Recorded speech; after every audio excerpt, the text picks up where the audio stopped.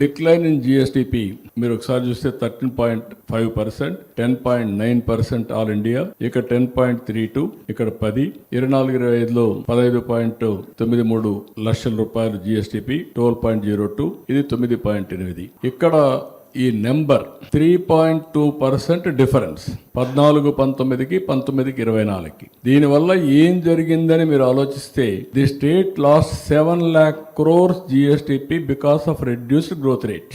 అదే తెలుగుదేశం ఉంటే 14,000, 21,000 అయ్యేది. దీనివల్ల దగ్గర మీరు చూస్తే 13.5% తగ్గిపోయింది. దానివల్ల 76,195 కోట్ల రూపాయల ఆదాయం తగ్గిపోయింది.